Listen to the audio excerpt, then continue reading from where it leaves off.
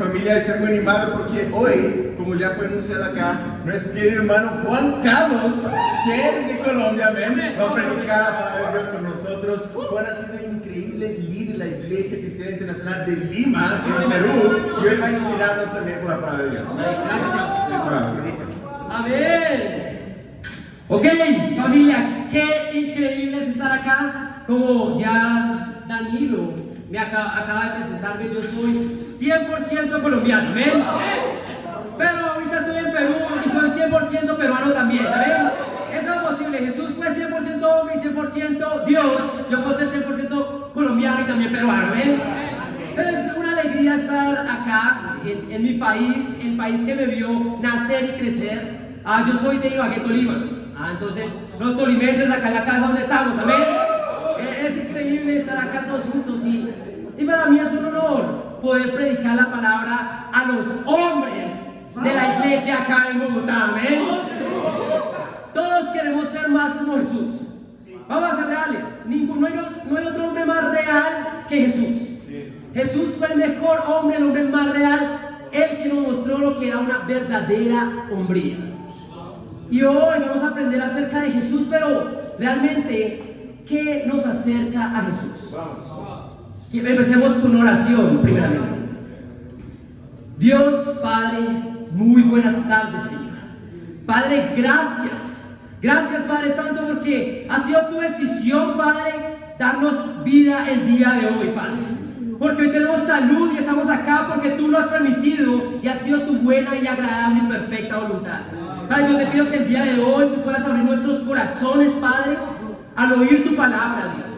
Padre, tenemos lo mejor del mundo, que es una relación contigo y con tus escrituras, Padre. Permite que el día de hoy, al escuchar tu palabra, podamos ser más hombres como lo fuiste tú, Jesús, y como tú lo eres.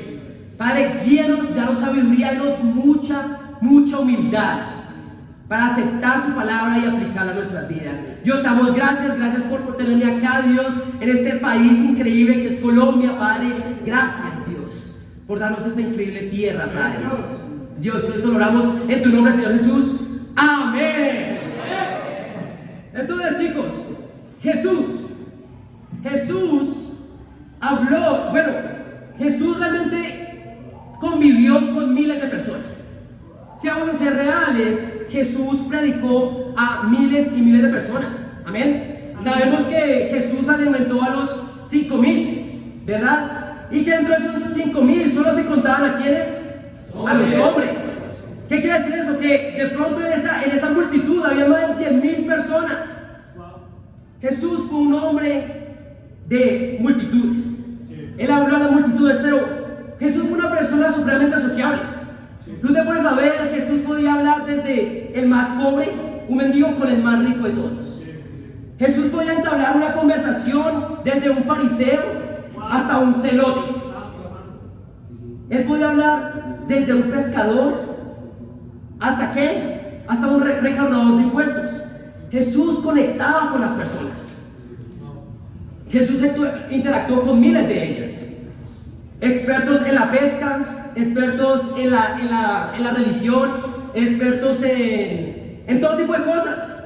Pero ¿qué era experto Jesús? Jesús era un profesional en tratar con las personas. Él era un profesional en las personas. Jesús sabía conectar con ellas. Jesús sabía conectar con todo tipo de personas. Ahora, la pregunta es, ¿quién conectaba con Jesús? ¿Qué quiero decir con esto?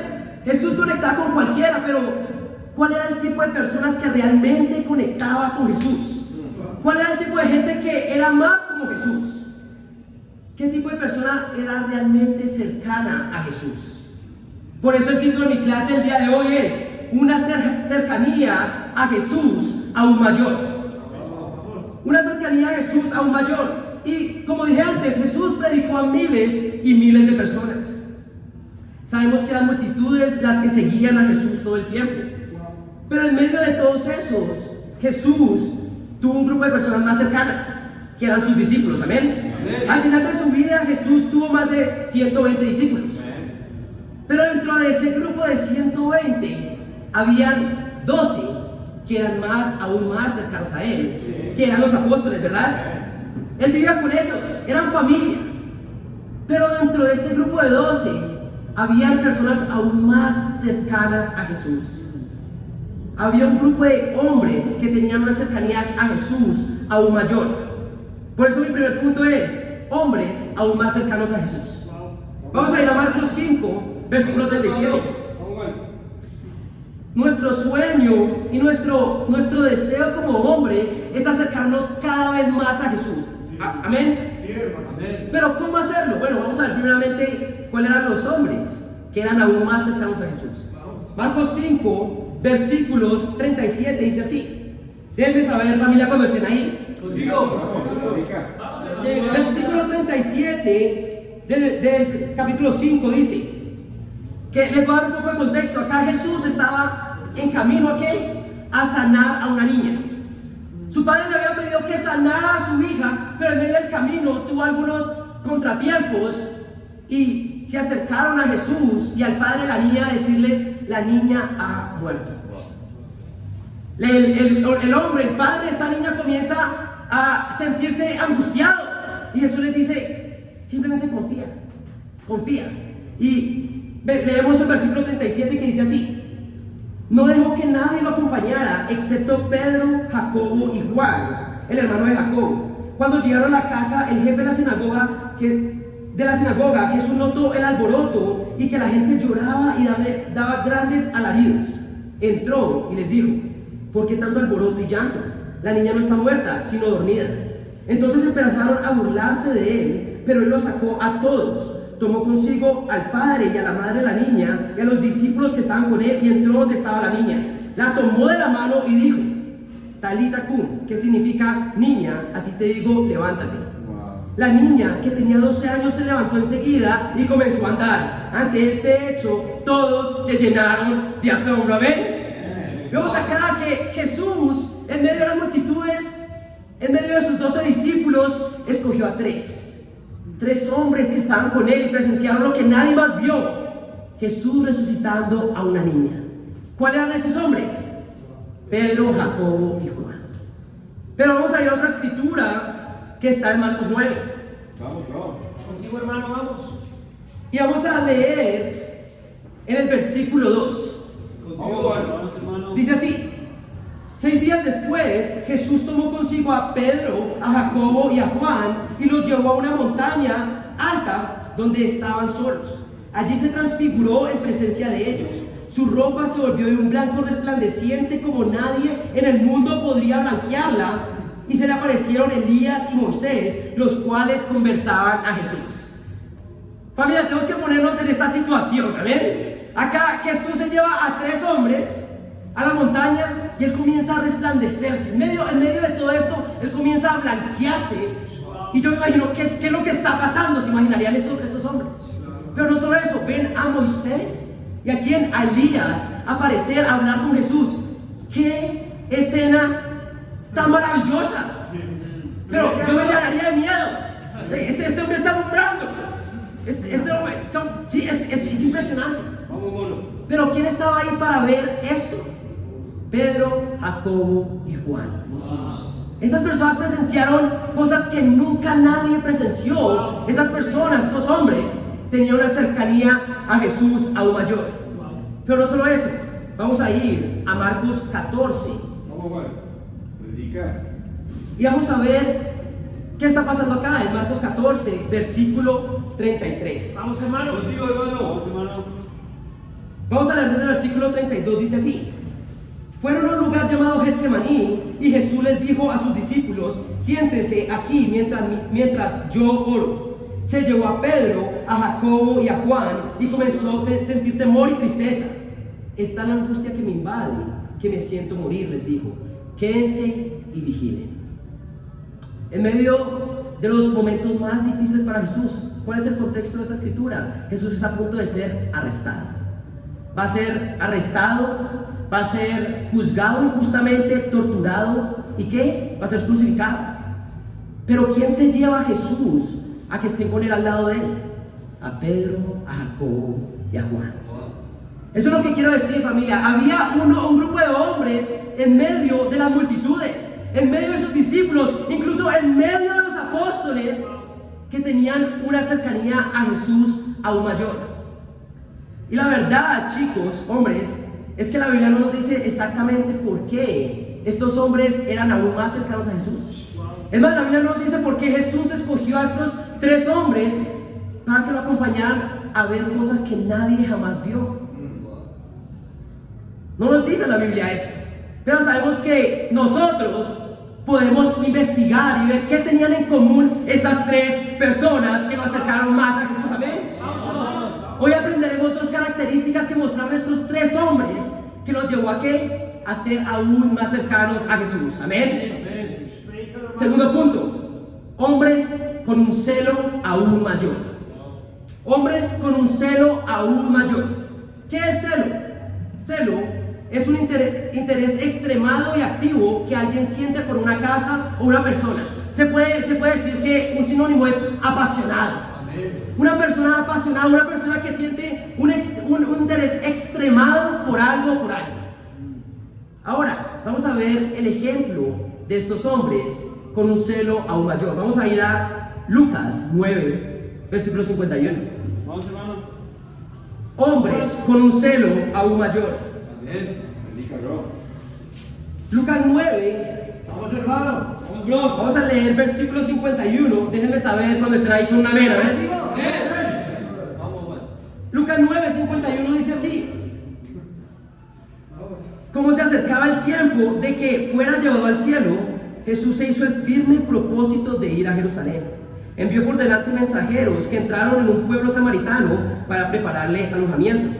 Pero allí la gente no quiso recibirlo porque se dirigía a Jerusalén. Cuando los discípulos Jacobo y Juan vieron esto, le preguntaron: Señor, ¿quieres que hagamos caer fuego del cielo para que los destruya? Pero Jesús se volvió a ellos y los reprendió. Luego siguieron la jornada al otro lado de la aldea. ¿Qué está pasando acá? Acá Jesús está yendo para Jerusalén. Él ya sabía lo que iba a pasar y manda mensajeros a que le preparen un sitio ahí para quedarse. Pero estas personas no querían recibir a Jesús. Y Jacobo y Juan se indignaron. ¿Cómo que no van a recibir a Jesús? Y van a donde Jesús y le dicen: Jesús, ¿quieres que hagamos caer fuego del cielo para que los destruya? Y Jesús, ¿qué? Y lo reprende de una vez. Amén. Pero, ¿qué estamos viendo en estas personas? ¿Qué había en Jacobo y en Juan en ese momento? Había indignación, había un celo porque se hiciera justicia. Y aunque era pecaminoso, Jesús lo reprendió. Pero vemos acá que estos hombres tenían un celo. Ellos vieron que había una injusticia y no dudaron en tomar acción. Ellos estaban dispuestos a tomar la acción que fuera porque se hiciera justicia. Amén. Ellos no estaban contentos con la situación y estaban dispuestos a hacer lo que fuera para que se hiciera justicia. Ellos mostraron tanto celo que al final estos hombres fueron llamados los hijos del trueno. Imagínate qué clase de persona tienes que ser para que te nombren los hijos del trueno. Esas personas tenían celo. ¿Y qué era el celo? Indignación porque se hiciera justicia. Ellos no tomaban, no demoraban en tomar una decisión y hacer algo al respecto. Pero vamos a ir a Juan 18 y vamos a ver otro hombre con un celo aún mayor que este. ¿Qué más celo puede ser que querer destruir toda una ciudad porque no quisieron recibir a Jesús? Bueno, vamos a ir a Juan 18. Vamos, hermano. Juan 18, versículo 7, dice así. Amén. Dice: Dedica, hermano. ¿a quién buscan? Volvió a preguntarles Jesús. A Jesús de Nazaret, repitieron. Ya les dije que yo soy. Si es a mí quien buscan, dejen que estos se vayan. Esto sucedió para que se cumpliera lo que había dicho: de los que me diste, ninguno se perdió. Simón, Pedro, que tenía una espada, la desenfundó e hirió al siervo del sumo sacerdote, cortándole la oreja derecha. El siervo se llamaba Malco. Vuelve esa espada a su funda, le ordenó Jesús a Pedro. ¿Acaso no he de beber el trago amargo que el Padre me ha de beber? ¿Qué está pasando acá? Acá Jesús está a punto de ser arrestado injustamente. ¿Y quién está ahí para presenciar todo esto? Pedro. ¿Y qué es lo primero que hace Pedro? Saca una espada y le corta la oreja a uno de esos hombres. ¿Qué vemos acá? Celo. Indignación porque se hiciera justicia. ¿Y pero qué dice Jesús? Guarda esa espada. Sabemos que este era un celo pecaminoso, pero este hombre demostró celo. Hoy, estas personas, Pedro, Jacobo y Juan, tenían una cosa en común: celo. Ellos estaban dispuestos a tomar acción cuando veían la injusticia. Y ellos no tenían miedo de cuáles fueran las consecuencias. Ellos querían tomar acción ante las injusticias de su vida. Y sí, era un celo pecaminoso, pero por eso tenían al mejor maestro de todos, Jesús. Vamos a ir a Juan 2. Vamos, hermano. Vamos, Juan 2, versículo 13. Deben saber dónde está ahí. Amén, hermano. Sí, hermano, vamos. Vamos a ver quién más tenía un celo aún mayor. En Juan 2 dice, versículo 13: cuando se aproximaba la Pascua de los judíos, subió a Jerusalén, y en el templo halló a los que vendían bueyes, ovejas y palomas, instalados en sus mesas a los que cambiaban dinero. Entonces, haciendo un látigo de cuerdas, echó a todos del templo juntamente con sus ovejas y sus bueyes, regó por el suelo las monedas de los que cambiaban dinero y derribó sus mesas. A los que vendían las palomas les dijo: saquen esto de aquí, ¿cómo se atreven a convertir la casa de mi padre en un mercado? Sus discípulos se acordaron de que está escrito: el celo por tu casa me consumirá. ¿Quién era este? Jesús.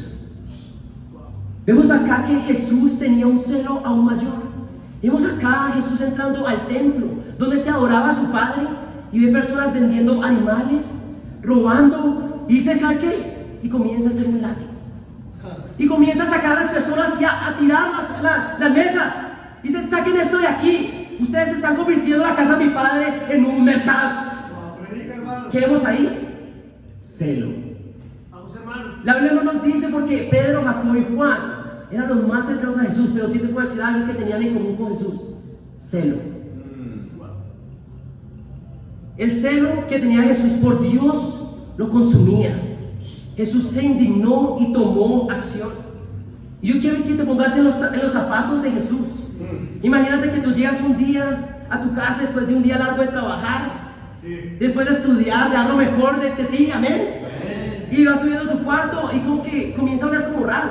Vas subiendo a tu cuarto. O si tienes esposa, estás subiendo a tu cuarto donde duermen tú y tu esposa.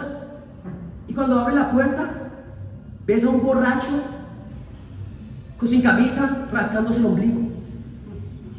En la cama de donde tú duermes con tu esposa. En la cama donde pronto está tu hija. O en tu propia cama. ¿Qué harías tú? Te quedas mirándolo preguntándole: ¿qué haces ahí? ¿O lo sacas? Si es un extraño, un mendigo en tu cama, tomando alcohol y denigrando el sitio donde estás con tu familia, ¿qué harías? Te quedas a preguntarles: ¿quieres algo de tomar? No, lo sacas y tomas acción. Te indignas porque ese hombre no tiene que estar ahí. Un hombre con celos se indignaría. Y si no dejaríamos que un hombre de estos entrara a nuestra casa, porque estamos dejando que Satanás entre a nuestra vida. Tenemos que preguntarnos las cosas. Dejamos que en nuestra casa haya pornografía, arrebatos de ira contra nuestras familias. Dejamos que Satanás entre a nuestro carácter y comenzamos a vivir por mentiras, inseguridades. Dejamos que Satanás entre en nuestra vida de discípulos. Y dejamos de tener estudios bíblicos personales. Y estamos bien con eso. No hacemos nada. Es como decir al hombre que está acostado: ¿te puedo traer algo más? Estamos bien con eso. No damos lo mejor por compartir nuestra fe todos los días. Y estamos bien con eso. Pero no un hombre con celo. Un hombre que desea una cercanía a Jesús aún mayor necesita un celo aún mayor. El deseo porque se haga justicia. ¿Cómo está tu celo por las cosas de Dios el día de hoy? ¿Cómo está tu celo por las cosas de Dios? Un hombre con celo es un hombre que toma acción ante una injusticia. Y vemos que, sí, estos hombres, Pedro, Jacobo y Juan, demostraron un celo pecaminoso. ¿Cómo vamos a hacer tú y yo para no caer en un celo pecaminoso? Vamos a Romanos 10. Vamos, hermano. Vamos, hermano. Ya sabemos, familia, un hombre con una cercanía a Jesús aún mayor necesita un celo aún mayor. Pero ¿cómo realmente tener un verdadero celo? Vamos a ir a Romanos 10. Vamos, Contigo, hermano. Romanos 10, versículo 1 dice así: hermanos, el deseo de mi corazón y mi oración a Dios por los israelitas es que lleguen a ser salvos. Puedo declarar en favor de ellos que muestran celo por Dios, pero su celo no se basa en el conocimiento, no conociendo la justicia que proviene de Dios y procurando establecer la suya propia, no se sometieron a la justicia de Dios. De hecho, Cristo es el fin de la ley para que todo el que cree reciba la justicia. Acá Pablo está hablando de un celo sin conocimiento. Y era el que en un momento llegó a tener Pedro, Jacobo y Juan. Pero sabemos que después de eso, de tener el mejor maestro de todos, esos hombres realmente llegaron a tener un celo realmente aún mayor por Dios. Como tú y yo, primero que todo, no es el hecho de que tengamos o no que debemos tener celo. Necesitamos un celo si queremos estar más cerca de Jesús. ¿Están conmigo? Pero ¿cómo no caer en un celo pecaminoso? Ok, necesitamos conocimiento. ¿Qué quiere decir esto? Necesitamos la mejor relación con las Escrituras. Si tú tienes un celo gigante, pero no tienes conocimiento en las Escrituras, tu celo es pecaminoso. Ahora puedes conocer mucho de las Escrituras, pero si no tienes celo, no puedes estar aún más cerca de Jesús. ¿Están conmigo, hombres? Un hombre que desea una cercanía aún mayor a Jesús necesita un celo aún mayor. El celo sin conocimiento es peligroso. ¿Qué hubiera pasado? Bueno, toda una ciudad se hubiera quemado gracias a Juan y Jacobo. Pero también Pedro seguiría cortando orejas como si nada pasara, ¿ven? Pero necesitamos tener celo. Un hombre que tiene celo en su vida se tarda en cortar el pecado en su vida, como Pedro se demoró en cortarle la oreja a ese soldado, ¿ven? Porque tiene celo, porque quiere que se haga justicia en su vida. ¿Están conmigo? Y muchos dirán: no, yo soy tranquilito. Yo soy introvertida.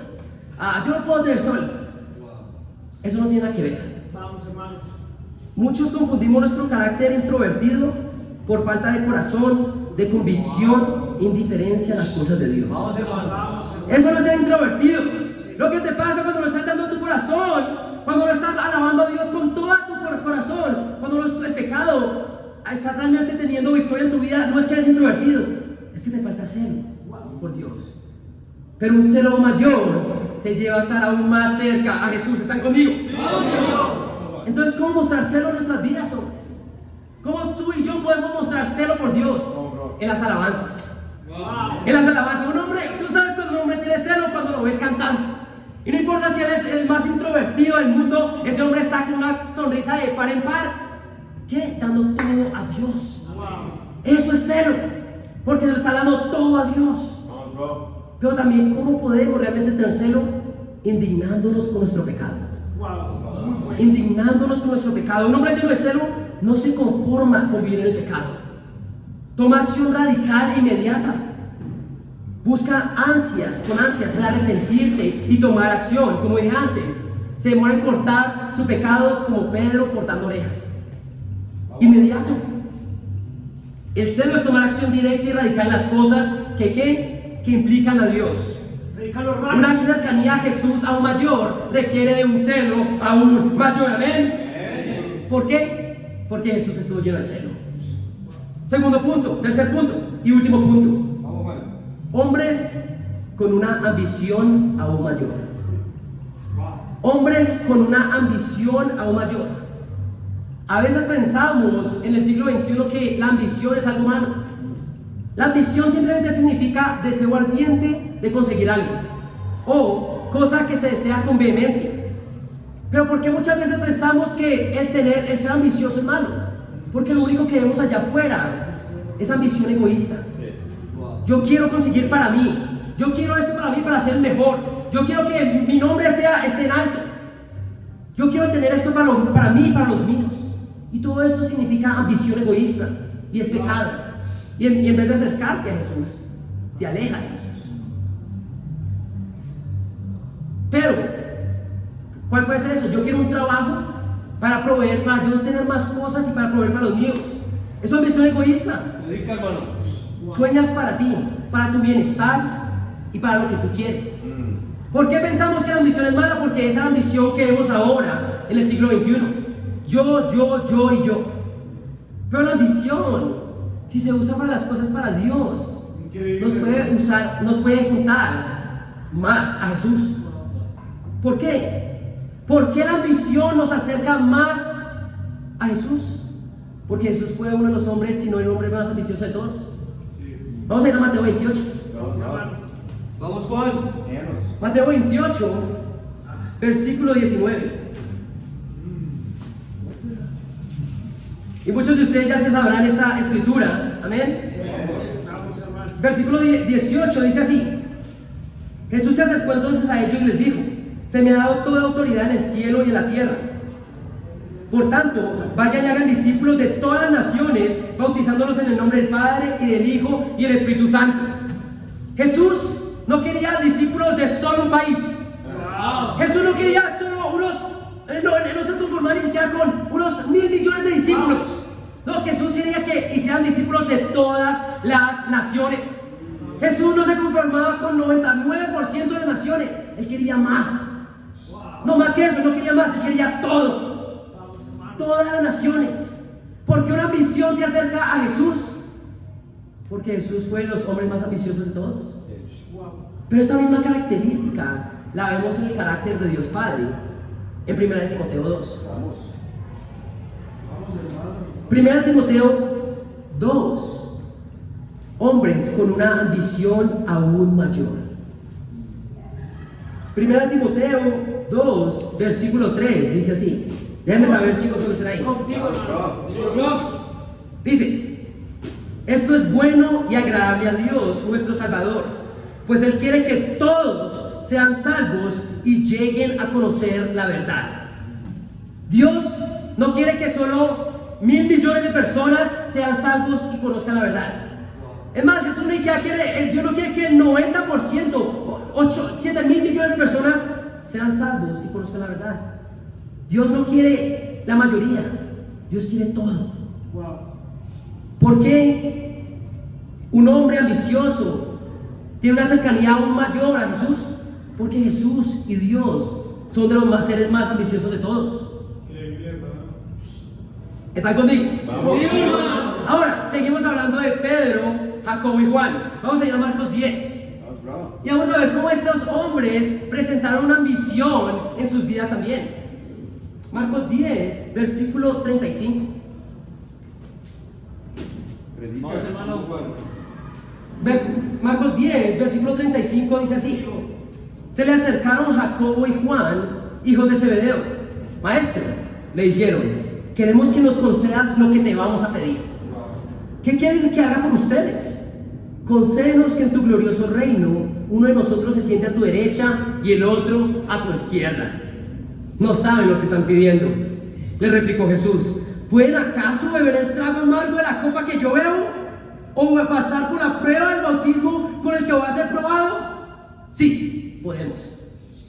Ustedes beberán de la copa que yo bebo, le respondió Jesús, y pasarán por la prueba del bautismo con el que voy a ser probado. Pero el sentarse a mi derecha o a mi izquierda no me corresponde a mí concederlo. Eso ya está decidido. Vemos acá a estos dos hombres. Estos hombres no eran los más, ni siquiera eran los únicos discípulos de Jesús. Estas personas ni siquiera eran parte de los 12. Esos eran parte de los 3 discípulos más cercanos a Jesús. Y vieron a Jesús. Y yo me lo imagino que esta pregunta ya le habían pensado desde antes. ¿Cómo le vamos a decir a Jesús lo que le vamos a decir? Vamos a hacerlo como sea, como venga. Sin mente como las Barbies, dicen por ahí. Entonces vemos acá que llama a Jesús y le dice: Jesús, queremos que nos concedas lo que te vamos a pedir. Y Jesús les dice: ¿qué quieren que haga por ustedes? Bueno, yo sé que entre las multitudes tú nos has escogido solo a nosotros 12, pero sé que entre nosotros 12 tú nos has escogido a los 3 porque son más cercanos a ti. Pero queremos más que eso. Quiero sentarme a tu derecha y a tu izquierda con mi hermano. Y Jesús les dice: usted ni siquiera sabe lo que están pidiendo. Pero estas personas, ¿qué querían? Querían más. Estas personas no se conformaban con ser parte del grupo selecto de Jesús. Ellos querían más. ¿Cómo se llama eso? Ambición. Estos hombres tenían ambición. Jacobo y Juan eran de los hombres que más pidieron a Jesús. Ellos querían más y más y más. Y si tú ves, Jesús no se enojó. Jesús no veía nada de malo en su ambición. Jesús decía, ok, ustedes primero no saben lo que están pidiendo, pero eso no me incumbe a mí conceder. Jesús no tiene problemas con que seamos hombres ambiciosos. Es más, Él quiere darnos. Y sí, esto fue pedido nuevamente de la ignorancia de ellos, ¿verdad? Ellos pidieron por ignorancia, pero ellos deseaban más. Pero vamos a ver otro hombre que pidió mucho más de Jesús en Mateo 14. Más, hermano. Mateo 14. Y vamos a leer versículos del versículo 25. Vemos que la ambición es parte de un hombre que quiere acercarse a Jesús. ¿Por qué? Porque Jesús fue uno de los hombres más ambiciosos de todos. Yo me pongo a pensar en los negocios. Pensemos en el mundo actual. Una persona que quiere realmente construir un imperio para sí mismo no se junta con personas poco ambiciosas. Las personas poco ambiciosas para alguien que quiere alcanzar grandes cosas son un obstáculo. Las personas no ambiciosas en el reino son un obstáculo para la obra de Dios. Porque Dios no puede trabajar por medio de ellas, porque no pueden ver lo que Dios quiere darles. Vamos a ver en Mateo 14, versículo 25. Dice así. ¿Están conmigo, familia? En la madrugada, Jesús se acercó a ellos caminando sobre el agua. Cuando los discípulos lo vieron caminando sobre el agua, quedaron aterrados. Es un fantasma, gritaron de miedo.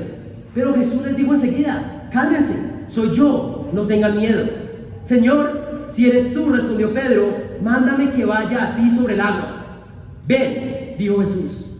Pedro bajó de la barca y caminó sobre el agua en dirección a Jesús. Pero al sentir viento fuerte tuvo miedo y comenzó a hundirse. Entonces gritó, Señor, sálvame. Vemos acá que en medio de un viaje en el barco, todos ellos estaban relajados, ¿verdad? Llega un hombre caminando sobre el agua. No, imagínate eso. Un hombre caminando sobre el agua. Yo me lleno de miedo. Bueno, estas personas hicieron lo mismo. Como, ¿qué es lo que está pasando? Esto es un ovni. Pero Jesús se acerca y dice, no tengan miedo. Y me imagino a Pedro juntando una cosa con la otra. Ok, Jesús es ese y está caminando sobre el agua. Jesús, mándame a que yo vaya a caminar sobre el agua contigo. Él lo juntó las dos. Si Jesús lo hizo y lo está haciendo, dice, yo puedo hacerlo también. Jesús, mándame a que camine sobre el agua. Y sí, muchas veces hablamos como Pedro se hundió en el agua por estar viendo la tormenta. Pero ¿por qué no hablamos de que Pedro fue una de las únicas dos personas en el mundo que caminó sobre el agua? ¿Amén? ¿Por qué? Porque tenía ambición. Porque pedía de Jesús. Pedro demostró ambición acá. Él deseaba más. Él sabía, si Jesús hizo eso, yo se lo pido y Él me lo puede dar. Muy bueno. Dios puede hacer cosas aún mayores con hombres con una misión aún mayor. No ser ambicioso es limitar lo que Dios puede hacer en tu vida. Muy bueno. Y lamentablemente es limitar al reino de Dios acá en la tierra. Porque tú y yo no fuimos traídos por Dios para pensar y soñar pequeño. No. Si Jesús fue el hombre que más soñó, el hombre más ambicioso, y Dios es el ser más ambicioso de todos, que no se conforma con mucho, sino que quiere todo, ¿por qué tú te vas a conformar con poco? Dios está aún más cerca de un hombre que desea con vehemencia y deseo ardiente que Dios actúe de forma poderosa en su vida. ¿Quiere Dios que tú des mucho más fruto? Obvio. Juan 15. Dios se glorifica cuando ustedes dan mucho fruto. ¿Por qué tú te vas a conformar con poco fruto? Claro que Dios quiere más fruto, mucho fruto en tu vida. ¿Pero para qué? Para que más personas puedan conocer el nombre de Él. ¿Quiere Jesús que tengas un mejor trabajo que el que tienes ahora? Obvio. ¿Por qué? Porque así tú puedes dar más también a Dios. Y más personas pueden llegar ¿a qué? A los pies de Él por tu contribución. ¿Quiere Jesús darte la victoria sobre todos tus pecados? ¡Obvio! Para que tú seas un testimonio a cada hombre que te cruces. Pero entonces, ¿por qué muchas veces no estamos recibiendo? Porque muchas veces no estamos dando mucho fruto. O porque nos conformamos con cualquier cosa. Porque muchas veces pedimos y nada pasa. Pero lamentablemente es por nuestra ambición egoísta. Santiago 4, versículo 1, nos enseña que una persona puede tener mucha ambición y no recibir absolutamente nada de Dios. Santiago 4, versículo 1, déjenme saber cuándo estén ahí, chicos.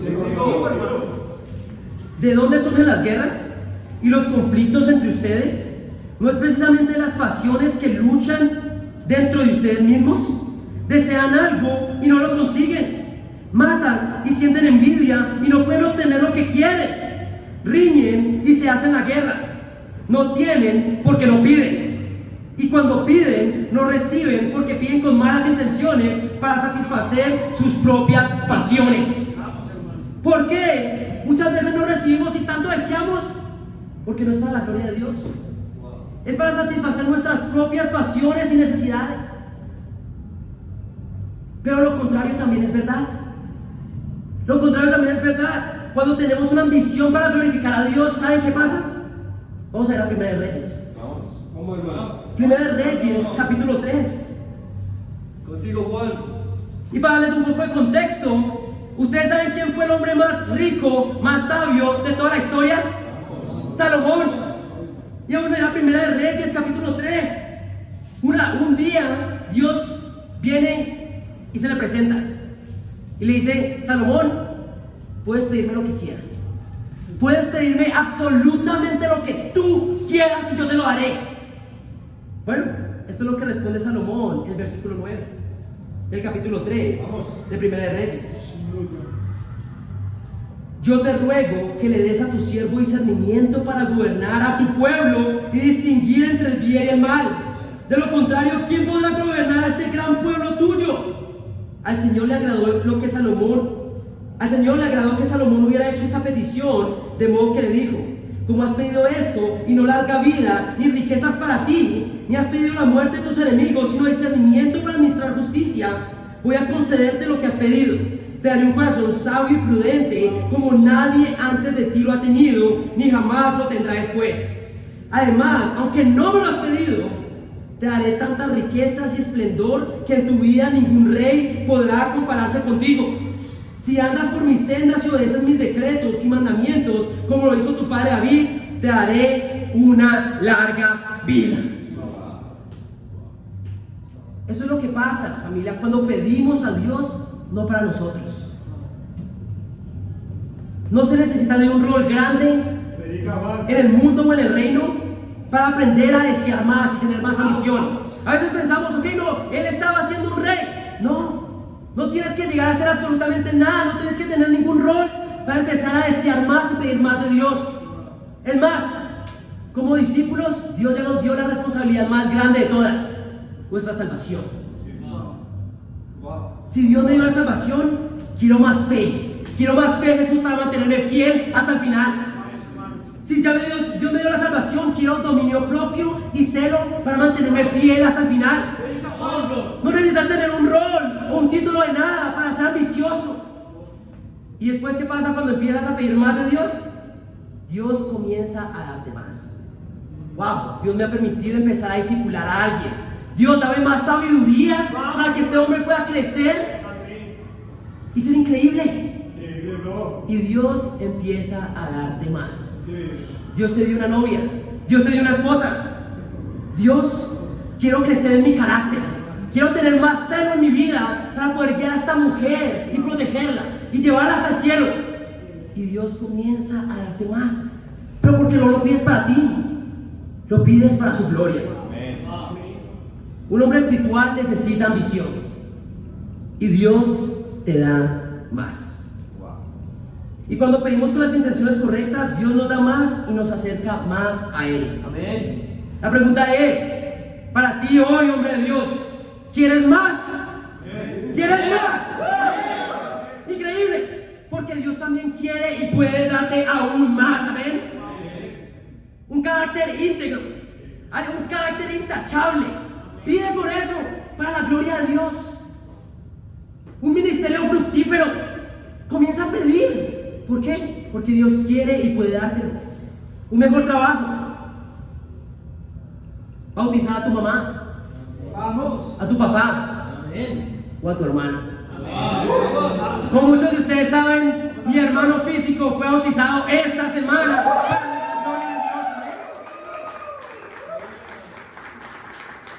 Y yo acá quiero agradecer a dos personas que fueron detrimentales para eso. Primeramente Harold, que estuvo con él y dio, realmente hizo amistad con mi hermano, pero también David. ¿Por qué? Porque hace un año, cuando yo llegué acá, David conoció a mi hermano. Y David se enteró que mi hermano iba para París y que Harold estaba allá en París. ¿Qué hizo? Me pidió el número de mi hermano para dárselo a Harold. Y así como fue como Harold se juntó con mi hermano, y bueno, gracias al celo y a la fe de ellos, Dios lo usó para que hoy fuera mi hermano físico, mi hermano espiritual también. ¿Amén?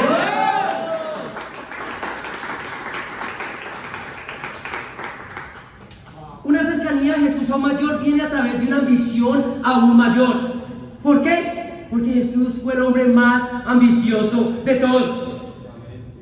En conclusión, Jesús fue un hombre del pueblo. Jesús andó con multitudes. Jesús estaba en el negocio de las personas.